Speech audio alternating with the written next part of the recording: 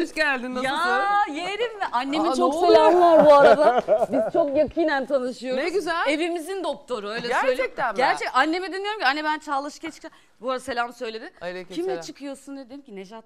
Ay ben onu yerim çok selam söyle. Aşık annem. Vallahi çok seviyor. Yani geçmiş olsun, nasıl bir rahatsızlığınız vardı ailede? Mideyle alakalı ve biz bir sürü doktora gittik. Bu arada merhaba, günaydın, günaydın, günaydın.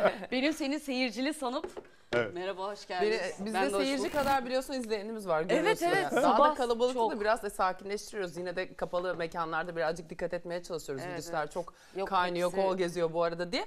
Konumuz tam olarak da büzük dudak solunumu. Büzük dudak. Büzük dudak Ya şu solunumu mu? şöyle. Merhaba. Hava yolları Allah kahretsin. Çağımızın Ya hastalığı. konuyu da böyle dağıtamazsın. Evet, öyleyim ben. Konu dağıtmakta üstüme yok, bilir. Çok tatlısın her Ciddiyetsizlikte zaman. Hiç sınır problem tanımı. yok. Biz bu bilgileri her şekilde veriyoruz. Bir şekilde çok da tatlı oluyor bence. Büzük dudak solunumu Çok hava zevkliyiz. yollarının daha uzun süre açık kalması ve akciğerlerden mümkün olduğunca nasıl ciddiyete geçtim, dur bakma öyle. Bol karbondioksitin vücut dışarısına atılması için gerçekleştiren bir nefes egzersizi. Hocam yapalım, yaptıralım. Tabii lütfen. yapalım ama ondan önce Evrim çok önemli bir şey söyledi. Dedi ki bunu çünkü birçok insanın duyması gerekiyor.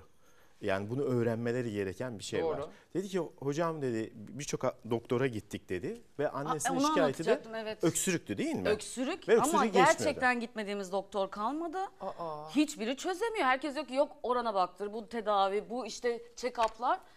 Sonrasında Onur dedi ki ya bir dakika bir durun dedi. Onur'la çok yakınlar gerçekten. Hani sağ olsun diyorum ya, ailemizin doktoru. Hani bugün Kamuşçuğuma da buradan sevgiler olsun, Onur'un annesi. Gerçekten Covid'de de hani ben böyle onları iyileştirmeden gönderme diye aradığım bir adamdır.